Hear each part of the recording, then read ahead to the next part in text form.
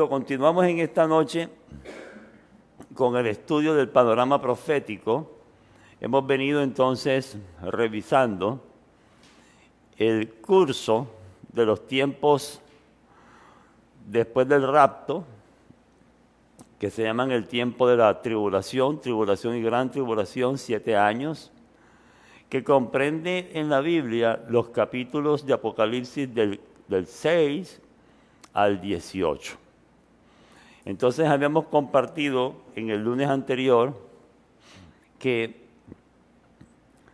es un tiempo de prueba que el Señor permite y es el Señor el que los define cuándo empiezan y el que los permite uno a uno. Un tiempo de prueba para los que moran en esta tierra. Ya habíamos dicho que los que moran, ese término tiene que ver con la humanidad que deliberadamente ha despreciado al Señor Jesucristo, ha despreciado su obra salvadora, su sacrificio en la cruz, que incluso se ha burlado y que tiene su corazón puesto solamente en las cosas materiales de este mundo. También, o eso incluye, a la nación de Israel, al pueblo de Israel, que lo despreció, que desechó el plan original que Dios tenía para que a través de ellos se conociera el Evangelio. De manera que es un tiempo de prueba, dice la palabra, tiempo de prueba y de angustia como nunca antes en la tierra y tiempo de prueba para Jacob, es decir, para la nación de Israel.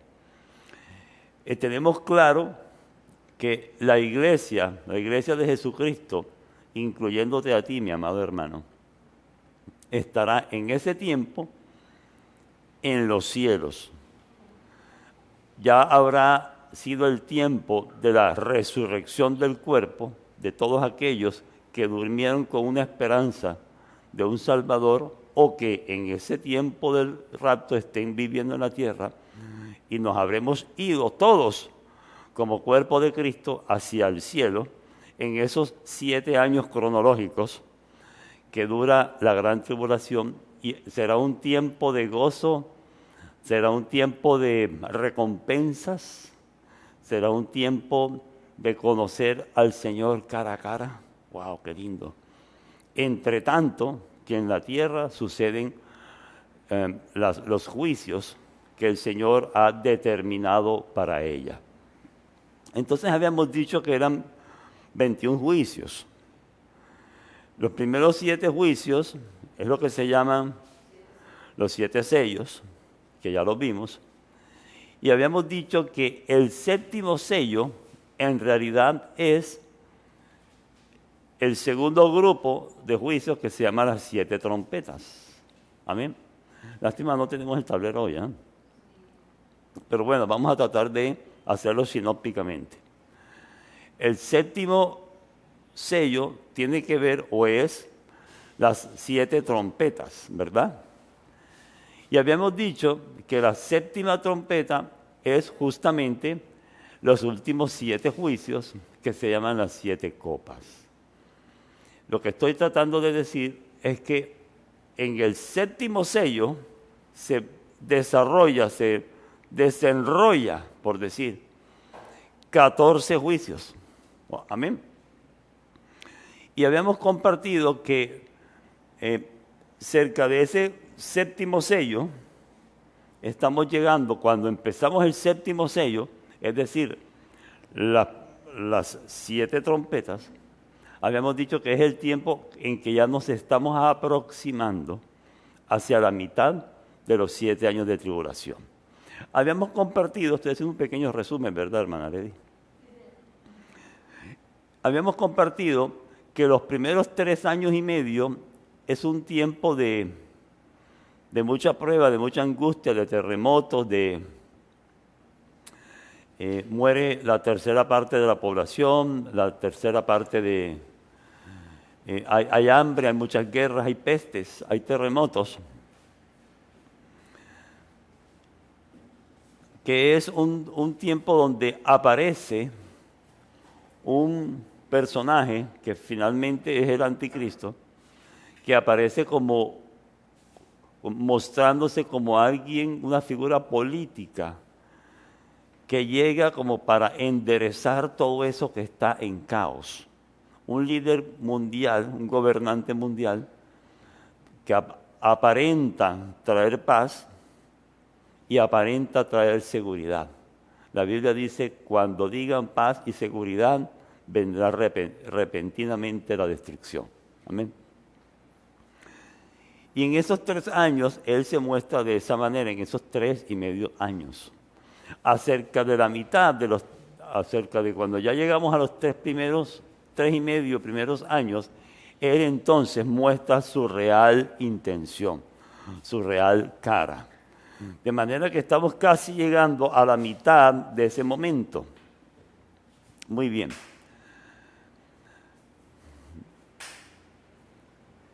Y entonces continuemos hoy a partir de la 5ª trompeta. La 5ª trompeta, habíamos dicho que las 4 primeras trompetas eran juicios ya no contra la raza humana, sino contra la naturaleza. La primera trompeta, habíamos dicho que 1/3 de la vegetación era quemada. La segunda trompeta, habíamos dicho que 1/3 del mar se convirtió en sangre y que las naves y los peces murieron. La tercera trompeta, dijimos que 1/3 de las fuentes de agua dulce serían contaminadas, se volverían amargas. La cuarta trompeta, dijimos que 1/3 parte de los ríos también. Y que los astros, la luna y el sol, 1/3 parte se oscurecería.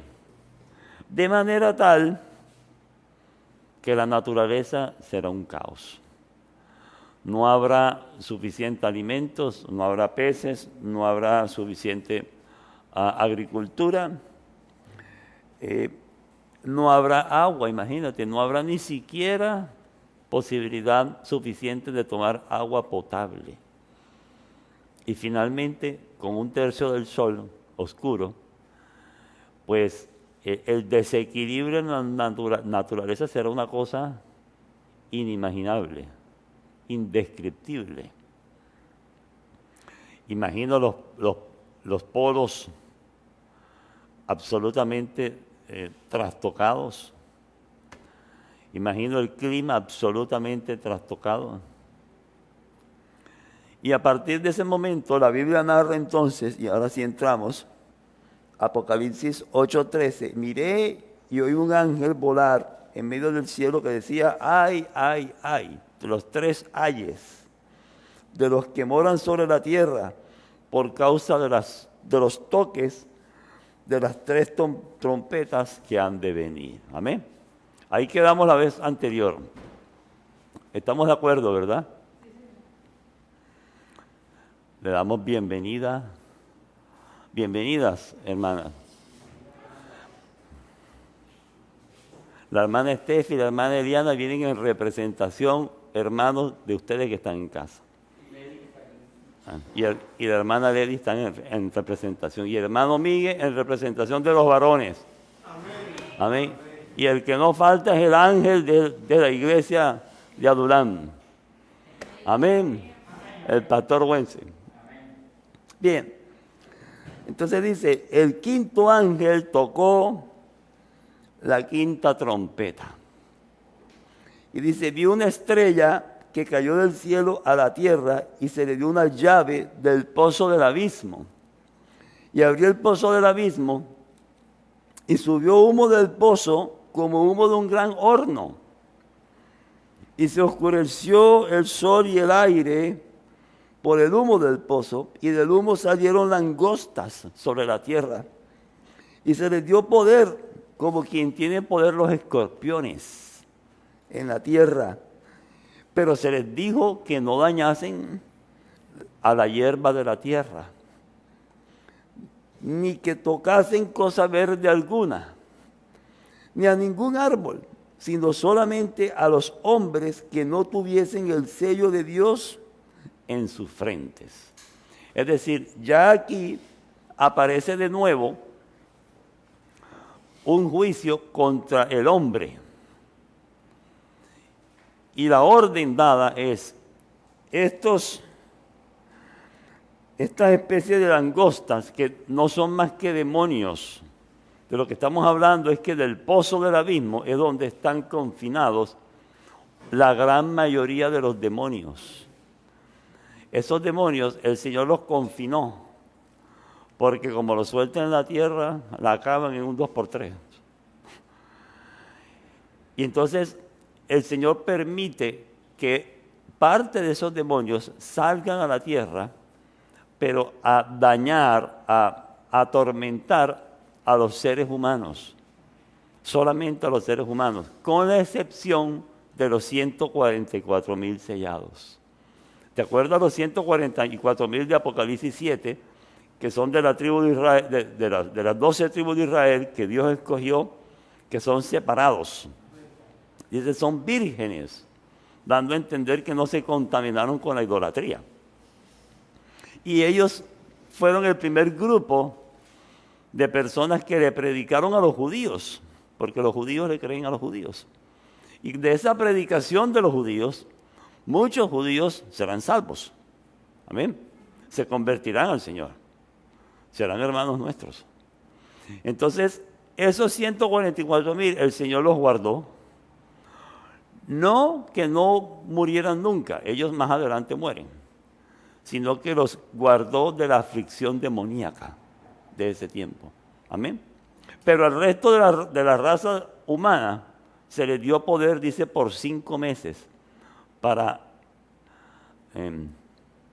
atormentar a los seres humanos. Más adelante dice, para no leerlo todo, que la gente querrá morirse, pero la muerte se alejó de ellos. Es decir, la gente se querrá morir del dolor, del desespero, del tormento, pero la muerte no los podrá tocar. Tremendo eso.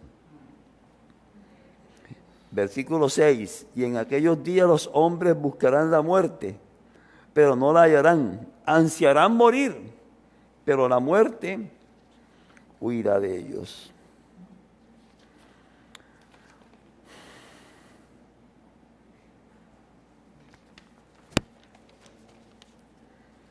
Dice, y tienen por rey aquellos demonios que la Biblia los narra en forma de langostas.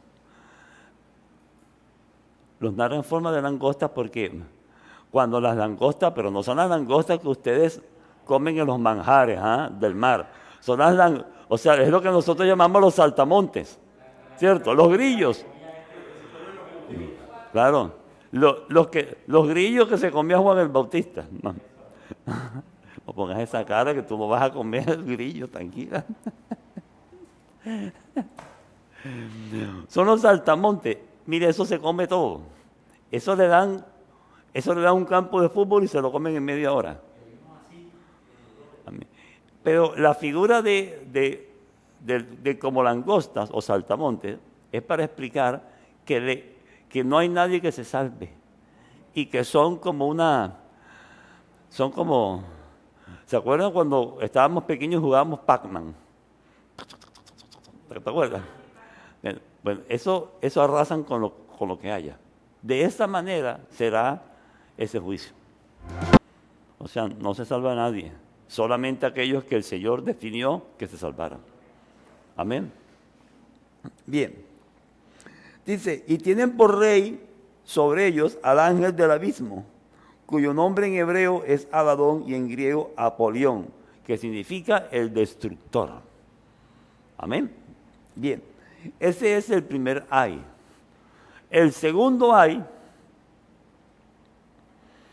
corresponde entonces a la sexta trompeta. Oí, versículo 13, al ángel que tocó la trompeta, y una voz de entre los 4 cuernos del altar de oro que estaba delante de Dios, es decir, del trono de Dios, diciendo al sexto ángel que tenía la trompeta, desata a los 4 ángeles que están atados junto al gran río Éufrates. Y fueron desatados los 4 ángeles que estaban preparados para la hora, día, mes y año, a fin de matar a la tercera parte de los hombres. Y por estas 3 plagas, versículo 18, para ir más rápido, fue muerta la tercera parte de los hombres, por fuego, por humo y por azufre que salían de su boca. Esos 4 ángeles son 4 poderosos demonios que también han estado guardados y reservados para el día de ese juicio. Es interesante que dice la Biblia que una tercera parte de los seres humanos morirán. ¿Te acuerdas que habíamos dicho que en la tercera o cuarta, no lo recuerdo, el sello, en el tercer o cuarto sello murió un 25% de la humanidad? O sea que quedó un 75%. Si de ese 75 se muere un tercio, quiere decir que en total ya ha muerto un 50% de la humanidad antes que estaba o que existía antes de la tribulación. Quiere decir que hasta este momento aproximadamente la mitad de la humanidad morirá. Habíamos hecho unas cuentas así como, habíamos dicho que si la humanidad tiene 8.000 millones y suponemos que se van 1.000 millones, cualquier número, quiere decir que 3.500 millones de personas morirán en esos primeros 3 años.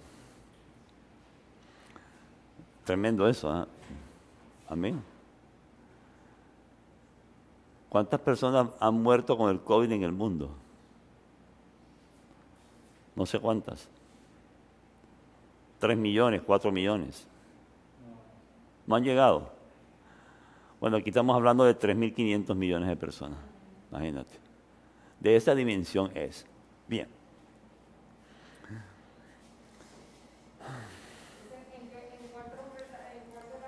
La sexta trompeta. Ahora, hay algo interesante y es que ellos están ubicados junto al gran río Éufrates. Eso marca algo muy interesante. La zona de conflicto se está centrando cerca al río Éufrates. El río Éufrates es uno de los 4 ríos que narra la Biblia en Génesis, donde Dios puso el Edén. Dice la Biblia, no lo voy a buscar, pero que los 4 ríos eran Pisón, Gihón, Hiddekel y Éufrates. Pisón es el Ganges, que hoy día está en la India. Gihón es el Nilo, que es la parte septentrional y oriental de Egipto. Hiddekel, que es el Tigris, y el otro es el Éufrates. ¿Ok? O sea, el conflicto se está trasladando a esa zona, la zona donde nació la raza humana. Y ahorita más tarde vamos a revisar que en esa zona es donde han sucedido los grandes conflictos que tienen que ver con la humanidad, que tienen que ver con Satanás y que tienen que ver con el plan del Señor. ¿Ok? Bien.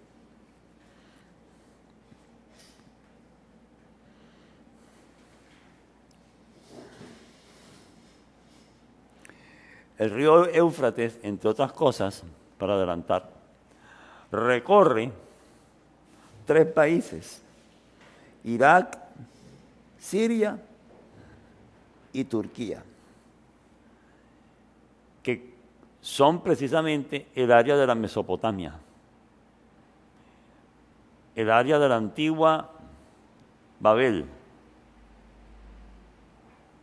también del imperio babilónico. Amén.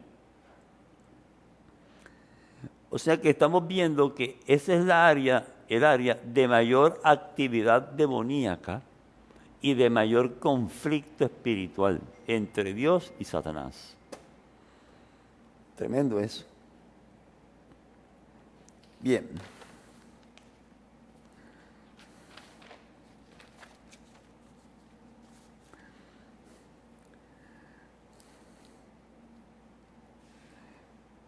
Vamos entonces al capítulo 10.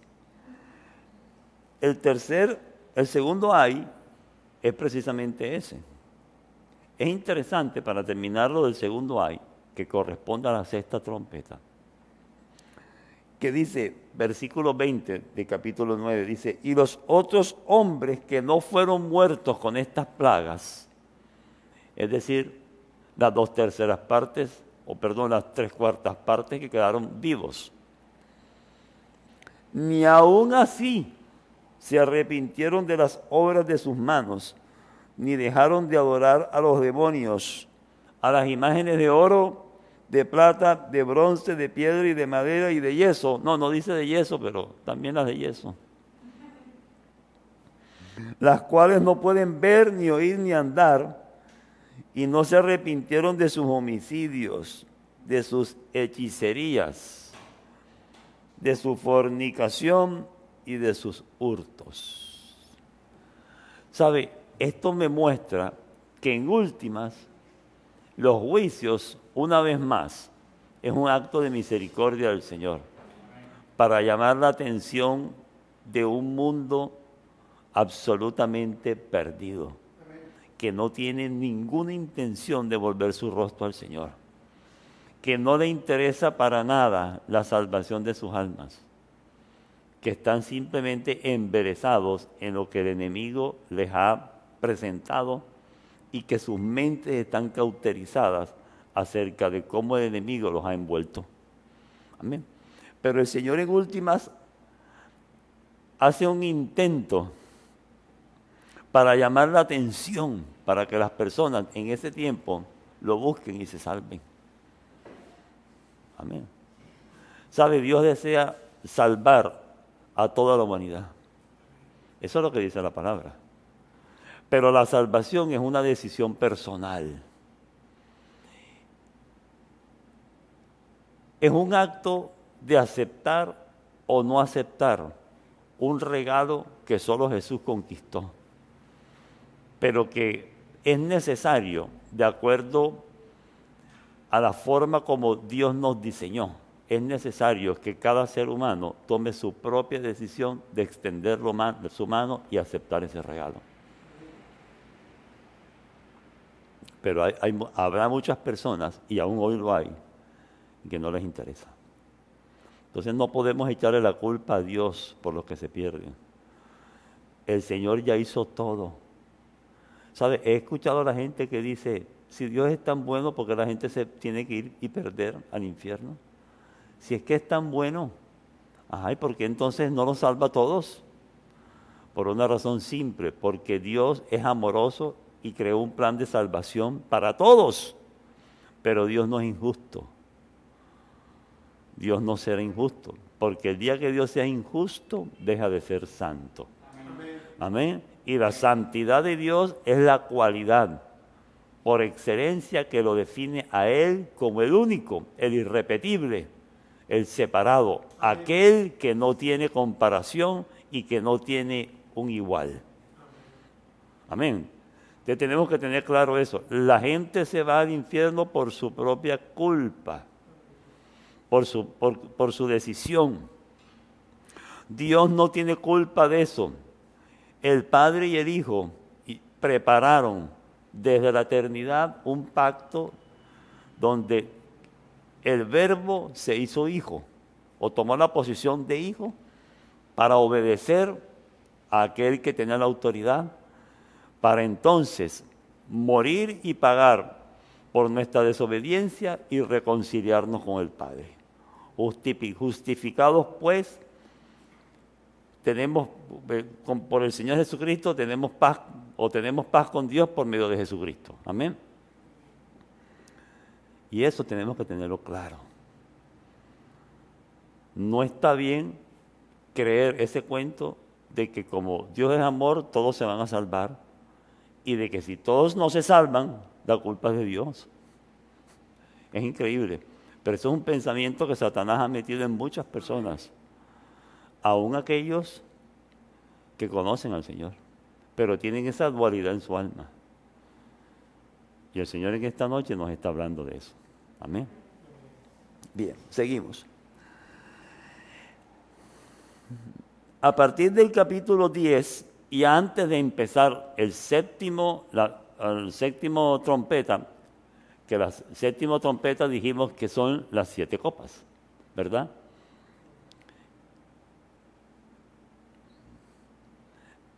Hay en la narración bíblica como especie de un paréntesis, se llama el interludio. Entre otras cosas es el segundo interludio que hay.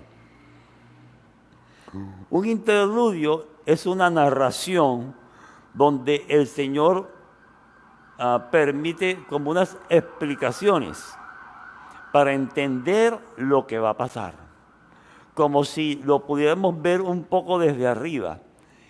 En el interludio, por un momento, hay una visión desde el cielo. En la visión de Juan hay una visión desde el cielo que está viendo hacia la tierra y que está viendo lo que va a suceder.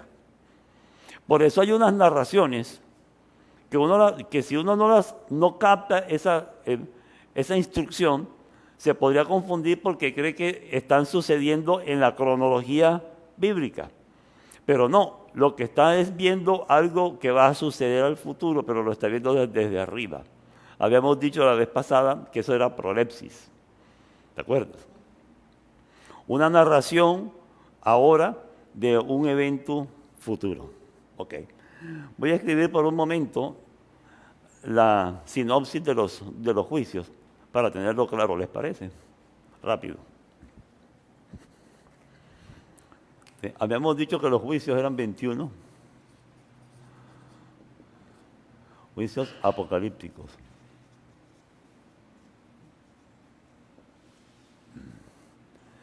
Te dijimos que eran 7 sellos,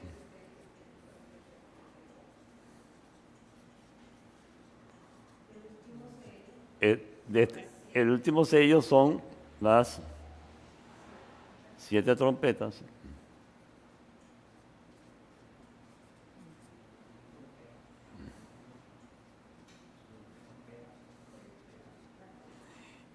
Y esta séptima trompeta son copas.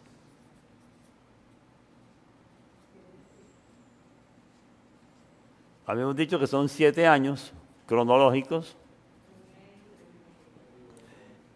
que son lo que se llama tribulación, 3,5, y gran tribulación, 3,5. Y dijimos que aproximadamente en este momento estaríamos como en la mitad. Es decir, cuando va a empezar la séptima trompeta que recoge las 7 copas, estamos hablando de que estamos cerca o empezando la gran tribulación. Ahora lo vamos a ver por qué. Bien. Entonces dijimos que aquí, entre la sexta y la séptima, aparece el segundo interludio.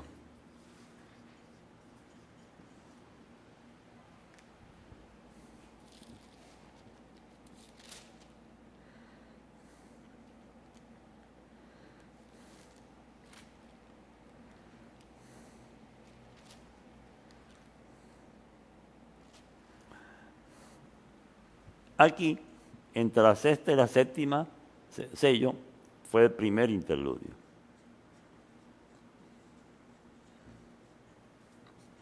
Ese primer interludio, habíamos hablado que era la llegada de los 144,000 judíos.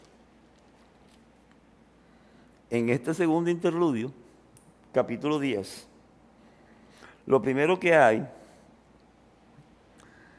es una visión de un ángel que tiene en su libro en su mano un libro y le dice a Juan: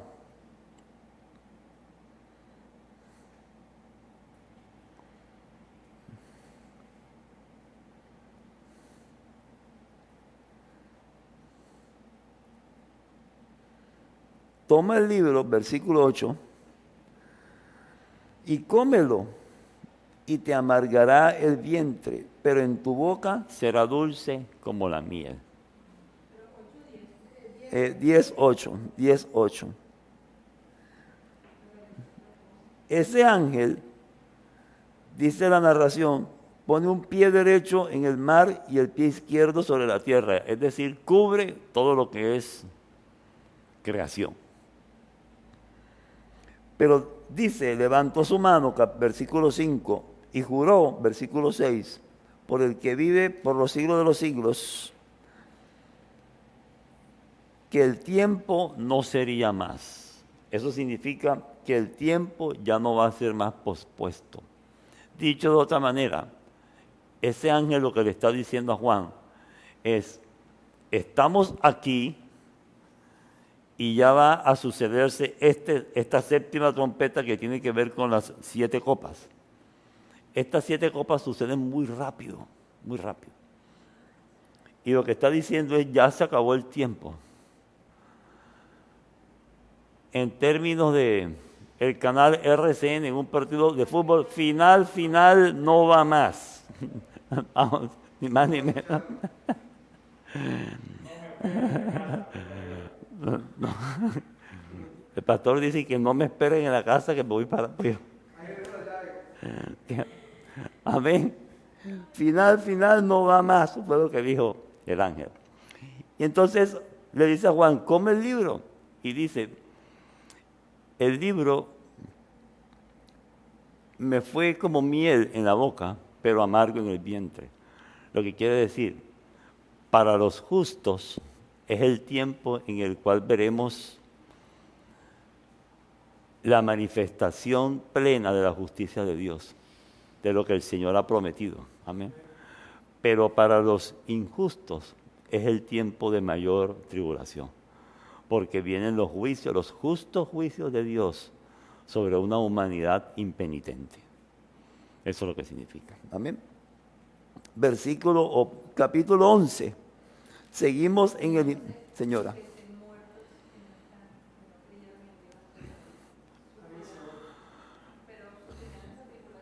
¿Cuáles muertos? No. No. Cuando llegue al juicio, ¿cómo es el juicio de esos que ya están? No, pero no nos adelantemos, porque siempre nos perdemos y nos vamos para allá y nos venimos para acá. Entonces, Es que eso está en Apocalipsis 20. allá vamos a llegar, sí, porque a veces llegamos y... Recojo mis palabras. Pero la historia es así. No, pero vamos por parte hasta lo que hemos compartido hoy. El pueblo de Cristo, aquel que murió antes de que el Señor viniera, o a lo largo de la edad de la iglesia, que van casi 2000 años, porque la iglesia nació cuando el Señor resucitó, y si resucitó en el año 30 o 33, vamos casi para 2000 años. Es decir, la iglesia no ha cumplido los 2000 años. ¿Ok?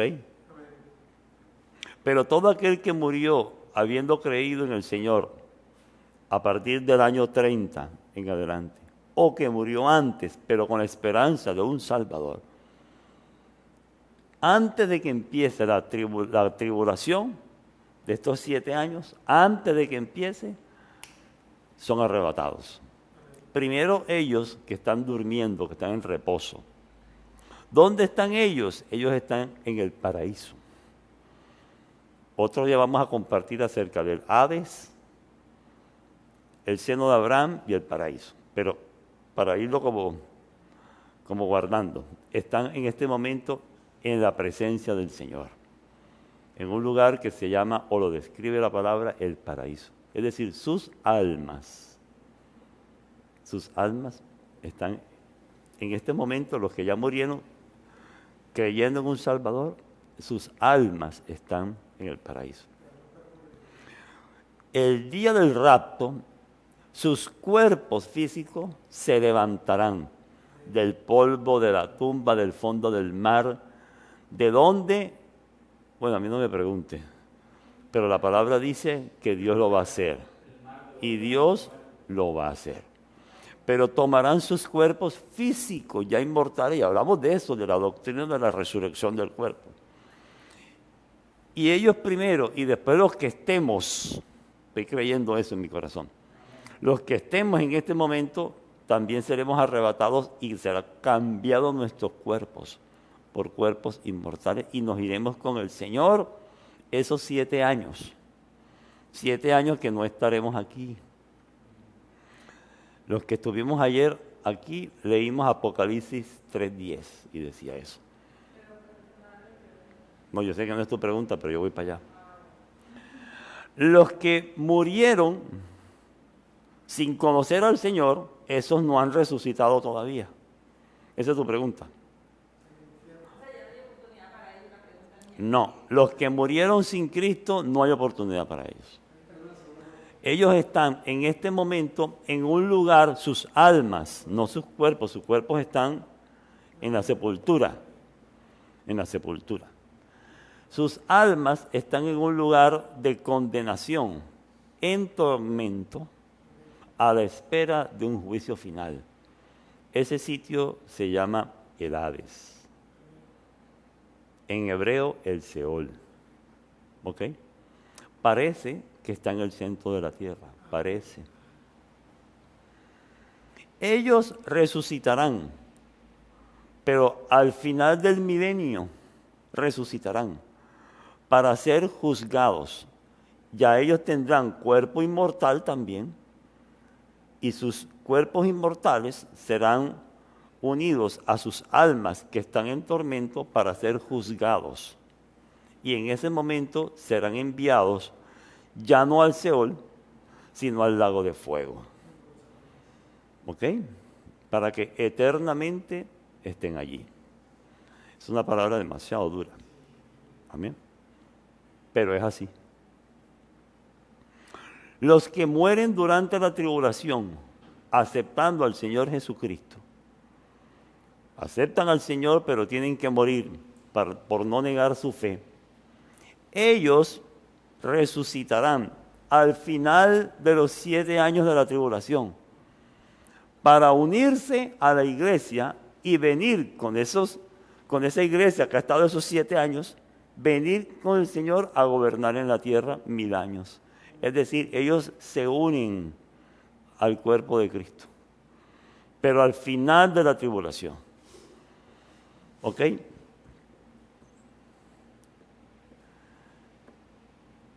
¿Eso responde a tu pregunta? ¿O todavía no? Ok. Claro, claro. Eso lo que nos pone a pensar es que nosotros no podemos dejar de compartir el Evangelio. Eso nos pone a pensar que en realidad, eso que dijo el Señor Jesucristo, vayan y prediquen. Es la función más importante de todo ser humano que ha conocido al Señor. Como cuando Sodoma y Gomorra, o sea, yo me imagino ese momento, la gente ahí muriendo y sufriendo, o sea, algo así. Sí, así es. Ahora, el Señor Jesucristo dijo, ancha es la puerta y espacioso es el camino que lleva a la perdición y muchos caminan hacia ella. Estrecha es la puerta, angosto el camino que lleva a la vida eterna y pocos caminan hacia ella. De acuerdo a esa palabra, será más la humanidad que se pierde que la que se salva. Pero no es la voluntad del Señor, yo aclaro eso.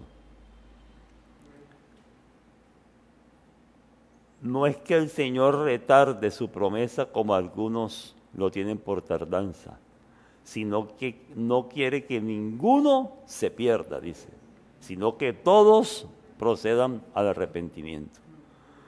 Pero, ¿sabe? Dios lo hizo todo, Jesús lo consumó todo.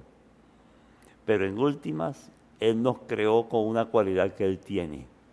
Se llama la libre decisión. Y Él respeta la libre decisión. Amén.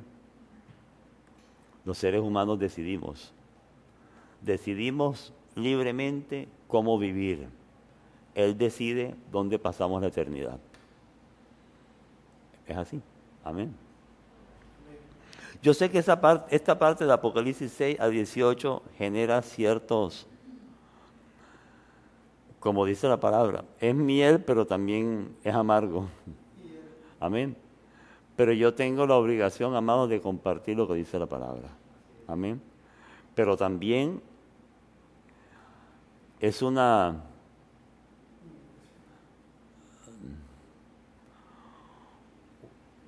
¿Cómo diría? Es una alerta que el Señor nos pone. Amén. Porque tenemos que guardar la salvación con temor y temblor. Amén. Es así.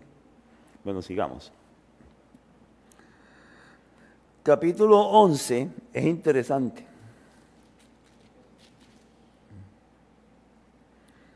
Dice, me fue dada una caña semejante a una vara de medir,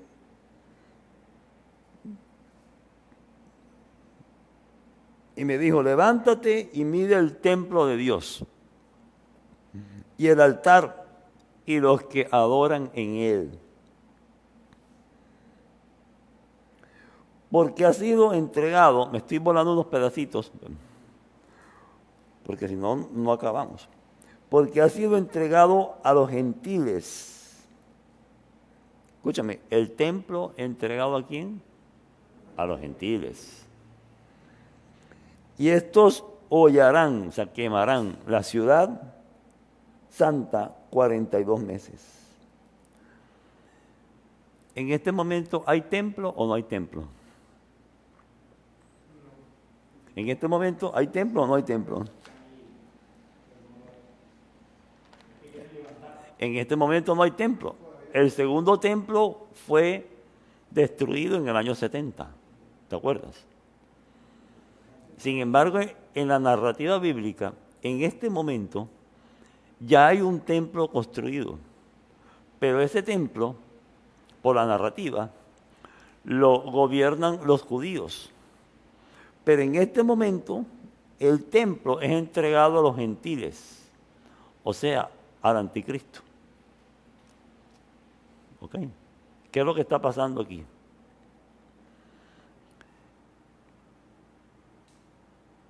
El anticristo durante los primeros 3 años y medio, dice Daniel 9, y lo podemos leer ahorita, hará un pacto con los judíos para permitirles construir su tercer templo.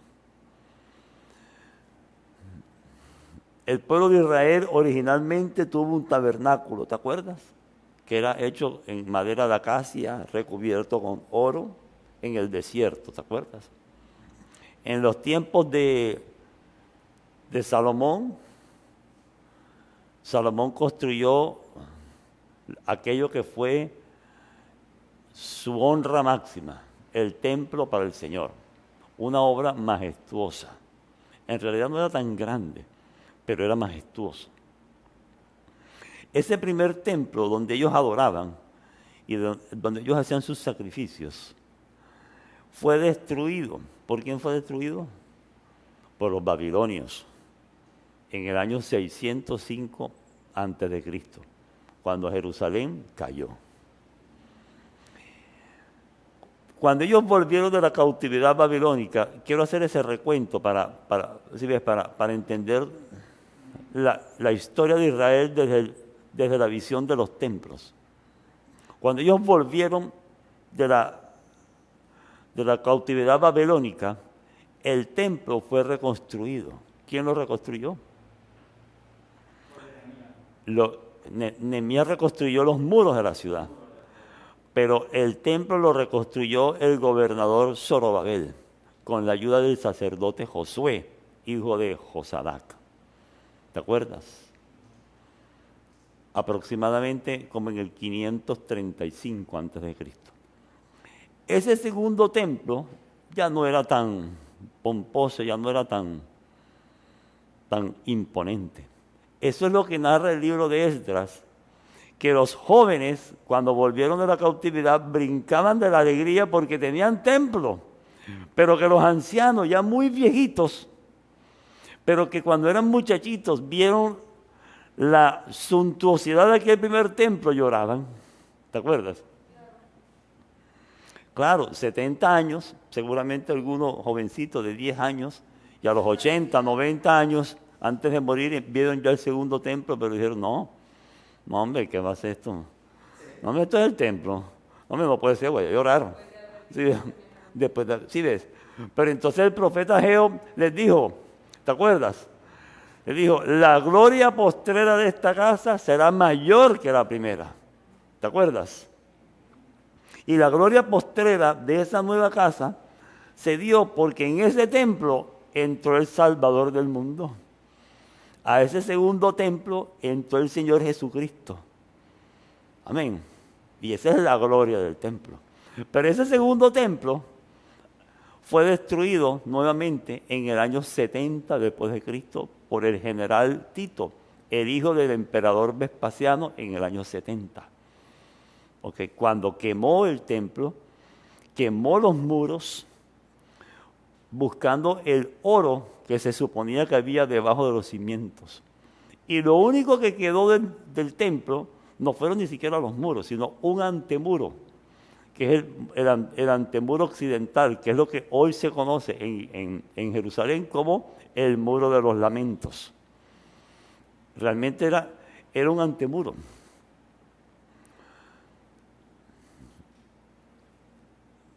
Y entonces los judíos, hasta el día de hoy, no hacen el continuo sacrificio porque no tienen templo. Entre otras cosas, como no tienen templo, tampoco diezman. Y entonces tienen sus sinagogas, que es su lugar de reunión, pero no su templo. El anticristo hará un pacto con los judíos. Y en el pacto, el anticristo en esos 3 primeros años les va a decir, ¿saben? Construyan su templo. Ahora, ¿qué problema hay? El problema es que el sitio donde siempre ha existido el templo, hoy hay una mezquita que se llama el Domo de la Roca. Esa es una que tiene como una cúpula dorada. Así es. Ahora, ese sitio no es cualquier sitio. Ese sitio corresponde al monte Moriah. Fue el monte donde Abraham llevó a sacrificar a su hijo. ¿Te acuerdas? Donde Dios se le reveló a él como Jehová Jireh, el que provee. Pero no el que provee para el arroz de la casa, aunque también lo hace, sino el que provee el sacrificio necesario para que haya salvación. Amén. Y Abraham lo vio. Abraham en su espíritu vio, y está narrado en Génesis tal vez 20 o 21, está narrado que él vio eso. Entonces, el mismo sitio donde se construyó el primer templo, tiempo después, el mismo sitio donde fue llevado el arca cuando David la trajo a Jerusalén, ¿te acuerdas? El mismo sitio. Y donde será construido el tercer templo. ¿Qué pacto hará el anticristo con los judíos? No lo sabemos, pero se va a hacer. Y los judíos entonces, durante los 3 primeros años, volverán a tener su templo construido, reanudarán el continuo sacrificio y volverán a sus ritos, a su culto. Pero aquí lo que está diciendo es que en este momento ese templo que ya está construido será hollado, será quemado por los gentiles. Es decir, los judíos lo sacan de ahí y lo toman, o sea, lo profanan nuevamente. Lo profanan nuevamente. Es interesante que en el año 168 a.C., ese segundo templo que fue construido por Zorobabel y por Josué fue profanado. ¿Por quién fue profanado? Esto es historia, pero es muy interesante. Fue profanado por Antíoco IV Epífanes. Esa historia es bien diciente, entre otras cosas porque hay una profecía en Daniel 11 que tiene que ver con la profanación de ese segundo templo.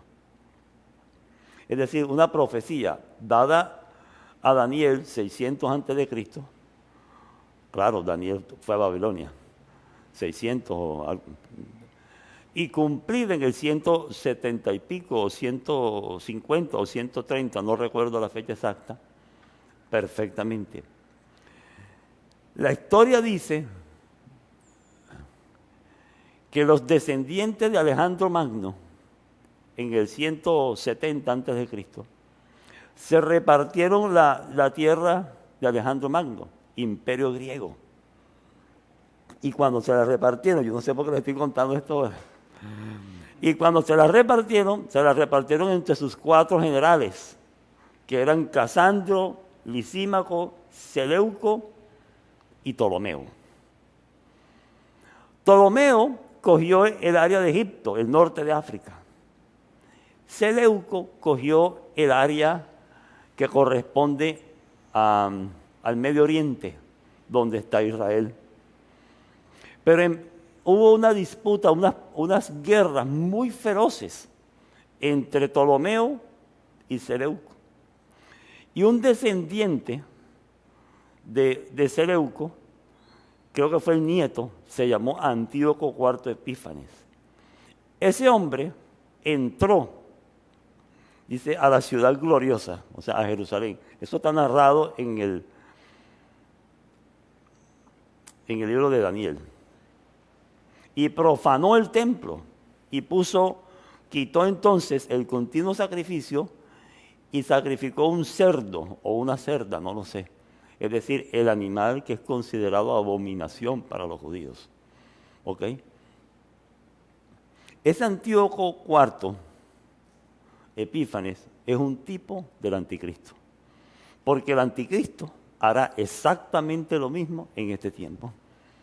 A partir de la mitad de la tribulación, cuando tome el templo y muestra su verdadera cara, su máscara, ya que no es un hombre de paz, sino que es un hombre que vino de parte de Satanás, pero permitido por el Señor, para acabar a los judíos. Profana el templo y él se pone su estatua diciendo que él se proclama como Dios. Amén. Continuando la historia de Antíoco, para no dejarla así como que, ay, ¿qué pasó entonces con el templo? Porque fue el mismo templo donde el Señor Jesucristo entró 160 y pico años después. Bueno, apareció un grupo de resistencia judío, vertical, así como la iglesia de Filadelfia de ayer, que se llamó los Macabeos.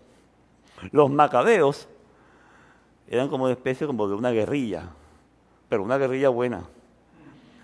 Y conquistaron y sacaron a los macabeos y restauraron, entonces purificaron el templo y restauraron el sacrificio. Amén. Pero quería contarles eso para decirles que así como ese Antíoco IV es tipo del anticristo, el anticristo era exactamente lo mismo, dice la profecía. ¿Ok? Y aquí en el capítulo 11, volvemos al capítulo 11, aterrizamos en nuevo. Es el momento en el cual el anticristo toma posesión del templo judío y se proclama como Dios. ¿Ok? Ahora, recuerde algo. Esta es una visión que desde el cielo Juan está viendo. Que en el momento de la narrativa, todavía no está pasando, pero que va a empezar a pasar a partir del capítulo 14 y 15. ¿Ok? Simplemente es una prolepsis. Ya el ángel le dijo, no va más el tiempo. El Señor va a permitir que venga todo esto. Y le está mostrando lo que viene. ¿Ok? Bien. En ese mismo momento, o en ese tiempo particular, inicio de la segunda mitad de la tribulación, aparecen dos personajes. Se llaman los dos testigos. Versículo 3. Y daré a mis dos testigos que profeticen 1260 días vestidos de cilicio.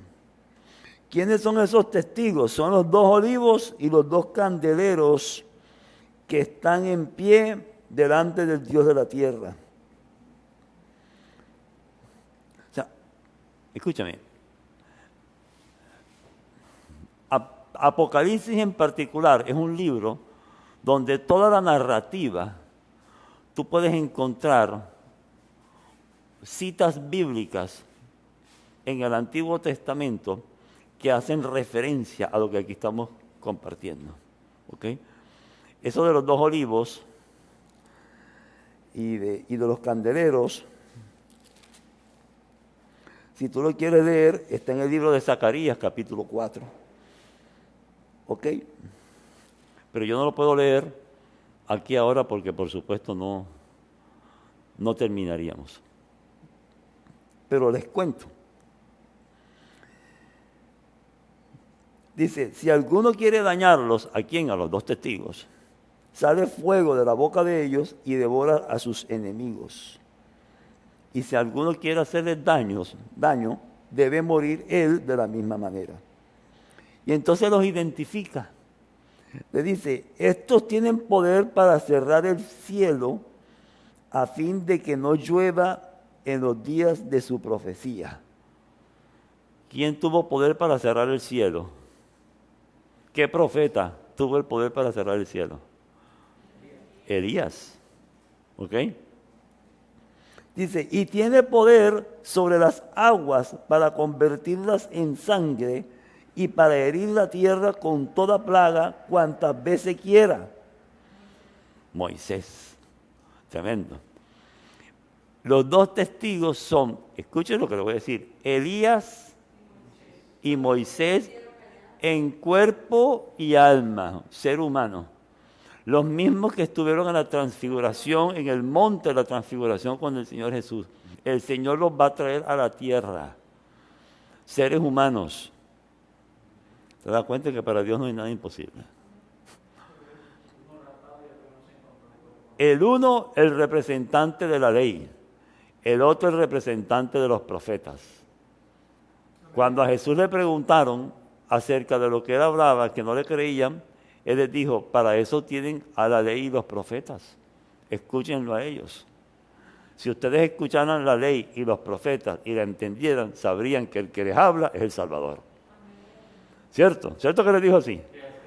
Bueno, entonces el representante máximo de la ley y el representante máximo de los profetas del Antiguo Testamento, estoy hablando hasta el tiempo del Nuevo Testamento, no el intertestamentario, porque ahí aparece Juan el Bautista. Pero son Elías y Moisés. Y el Señor los trae, ¿para qué los trae? Para predicarle a los judíos. Porque los judíos a Moisés le hacen caso y a Elías también le hacen caso. ¿Cuánta misericordia del Señor con ese pueblo? Mira, Dios ha hecho de todo para que ese pueblo sea salvo. Les trajo, imagínate, le creen es a ellos. Bueno, hey, Moisés, tienes 1500 años acá, mijo. Ven, toma tu cuerpo y ve a la tierra para que les predique, mijo, porque estos no me creyeron. Hey, Elías, ven, mijito, ven tú también, vete para allá. Predícales por 3 años y medio. Los últimos 3 años y medio, el Señor se los envía a los judíos para que les predique, para salvarlos. ¡Cuánta misericordia! Amén. Y les dice, cuando hayan acabado, su testimonio, o sea, cuando ellos terminen de hacer la obra que el Señor les encomendó, la bestia que sube del abismo hará guerra contra ellos y los vencerá y los matará. ¿Ustedes qué opinan de eso? Ay, Señor, pero ¿por qué los mataste después de que han hecho tantas cosas buenas? ¿Cómo los vas a matar? Amén. Bueno, Dios es el dueño de la vida. Dios sabe cuándo la da y cuándo la toma. Y no hay problema con eso. Amén. No hay problema con eso. Él es el dueño de la vida y Él la toma cuando quiere. Además, para el Señor lo que vale es la vida eterna realmente. Porque este es un paso temporal. Ahí sí van a morir. Ahora, Elías no murió. Elías se fue al cielo, en cuerpo y alma. Ahora sí va a morir. Moisés sí murió, dice la palabra, aunque su cuerpo no fue encontrado. Hay quienes dicen, algunos teólogos, y debo decirlo, simplemente para conocimiento, que el primero sí es Elías, pero que el segundo es Noé. Y tienen a favor la teoría de que Noé no murió, de que Elías no murió y Noé no murió. Entonces que tienen que venir a la tierra y morir. Pero hay un problema con eso. El problema es que Noé era gentil, porque Noé vivió antes de la formación de la nación de Israel. Y además Noé no hizo estos milagros de convertir el agua en sangre. De manera que la mayoría propone que sean Moisés y Elías y Moisés, además soportados con la experiencia de la transfiguración con el Señor Jesucristo. Amén. Pero,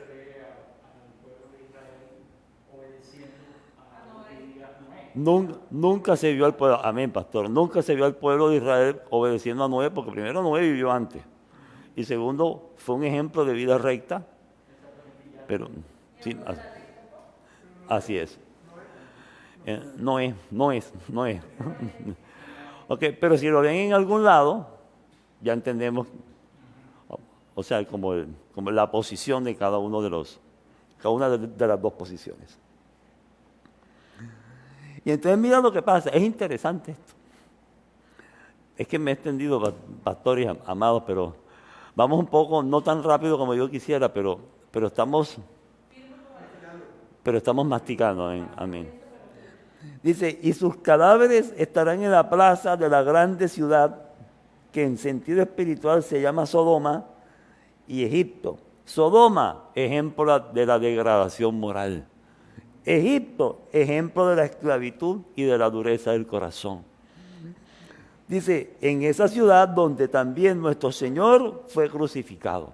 O sea, para ese tiempo, Jerusalén, en manos de los gentiles, en manos del anticristo, es el prototipo de una ciudad donde lo que hay es degradación moral, esclavitud y dureza del corazón. Amén. Bien. Y voy a ir un poquito más rápido.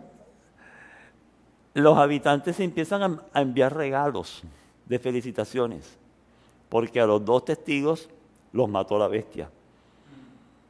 ¿Ok? Los mató el anticristo. Bueno, no se sabe si es el anticristo o la bestia que salió, porque ahí hay diferentes interpretaciones, pero el enemigo los mató.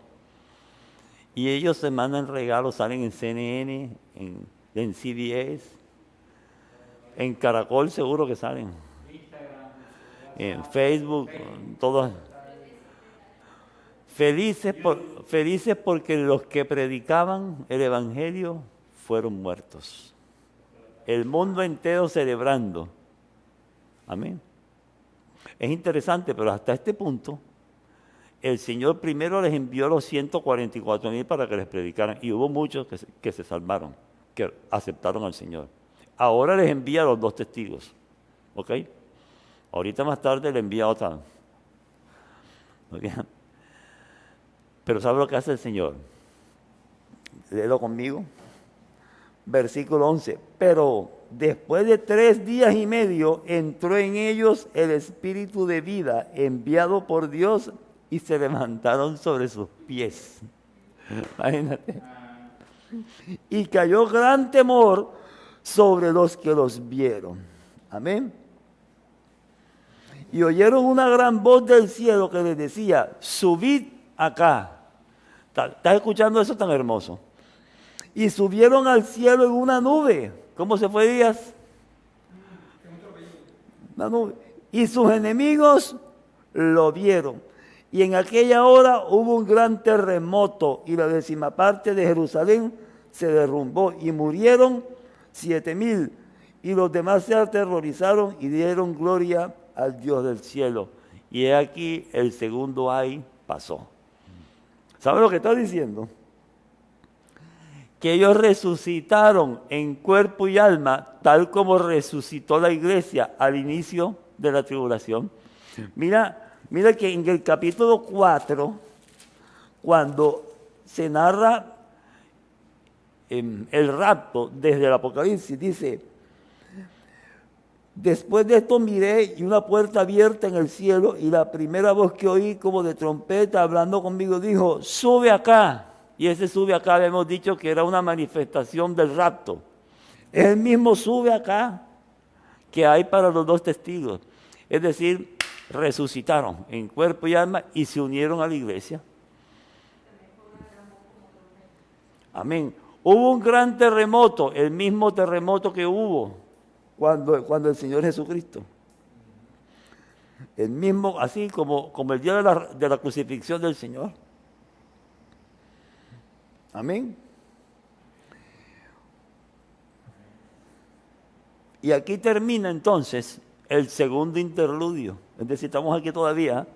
Pero tenemos el que dice, y dieron gloria y bueno, los demás se aterrorizaron y dieron gloria al Dios del cielo. O sea, hay gente que se convierte cuando ven el poder de Dios y lo que Dios hace.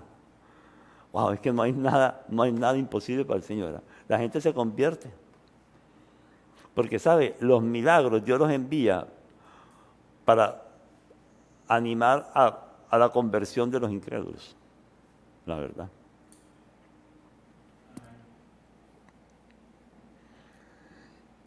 Y aquí pasó el tercer ay, y amados, bueno, ya son las 8, pero empezamos como a las 7 menos 10, no hemos pasado de aquí, del interludio. Pero ya no, ahora sí es verdad que vamos a la 7ª trompeta, que son las 7 copas. Amén.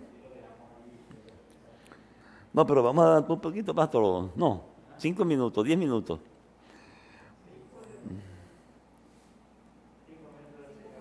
Cinco minutos.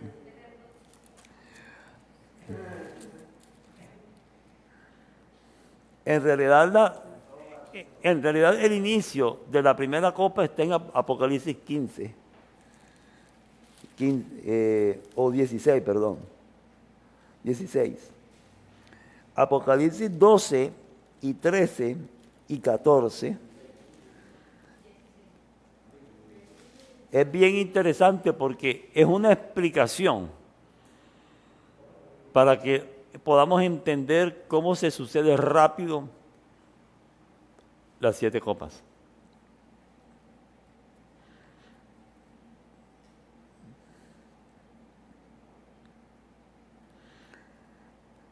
Vamos con Apocalipsis 12 rápidamente. De pronto dejamos ahí, ¿sabe? Porque le voy a decir qué es lo que pasa. Apocalipsis 12 aparecen 7 figuras. Y esas 7 figuras son muy importantes de entender. Aparece la mujer encinta, aparece el dragón rojo, el hijo varón, el arcángel Miguel, la bestia del mar, la bestia de la tierra y el monte de Sión, el cordero en el monte de Sión. Y esas 7 figuras quisiera como compartirlas con más calma. porque son como 7 piezas de este gran rompecabezas para poder entender entonces cómo se resuelve ya al final de la gran tribulación. Amén. Bien. Bien. Así que oramos en este tiempo para darle gracias al Señor. Si hay algo que nos anima es saber que los que hemos creído en el Señor Jesucristo no vamos a pasar por esa tribulación. Amén. ¿Te acuerdas la palabra que compartimos ayer? Porque es justo pagar con tribulación a los que hoy nos atribulan. Pero a ustedes que han sido fieles, es justo darles reposo con el Señor. Amén. Así que la iglesia está viviendo en el presente la tribulación que ya el Señor nos había dicho. En el mundo tendréis aflicciones, pero confían en mí, yo vencí al mundo. Amén. Yo la voy a pasar contigo. Es necesario porque vivimos en un mundo caído, en un mundo enfermo, en un mundo degradado. ¿Ok? Pero estamos pasando esta tribulación con el gozo de saber que ya el Señor venció y que entonces no pasaremos esa gran tribulación, sino que iremos a recibir nuestra justa recompensa. Amén. Bien. Pero que es necesario retener esa salvación. Y también es muy importante compartir lo más que podamos. Amén. Porque agradamos el corazón del Señor. En este tiempo tú tienes que saber que tú eres la boca del Señor, que tú eres las manos del Señor y que tú eres los pies del Señor, que haces parte de su cuerpo. Amén. Que el Señor Jesús en cuerpo físico ya no está aquí, pero que nos dejó a nosotros como sus representantes, para a través de nosotros, Él entonces rescatar a otros, así como lo hizo con nosotros. Y nosotros disponemos nuestra vida para que Él la pueda usar de esa manera. Amén. Pero que esa es la verdadera vida cristiana. Ese es el verdadero propósito. El propósito común que tenemos todos los seres humanos es ese. Lo adoramos con esa vida. Gastamos nuestra vida en ese propósito. Pero ese propósito tiene recompensas. Iremos al cielo por la obra del Señor Jesucristo, solo por su gracia.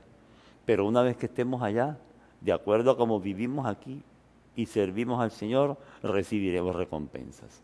Amén. Y estamos creyendo eso y estamos estudiando eso porque le estamos hablando a nuestra alma para que se convenza de esa verdad. Y entonces podamos dar un fruto que al Señor agrade, un fruto apacible de justicia. Amén. Oramos. Padre que estás en el cielo, gracias en este tiempo. Bendecimos tu nombre, Señor. Te glorificamos. Gracias por tu palabra, Señor. Oro que traigas paz a nuestros corazones, Señor.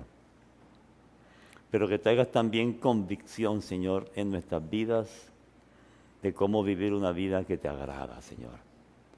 Hoy bendigo, Señor, a mis hermanos, los que están en casa.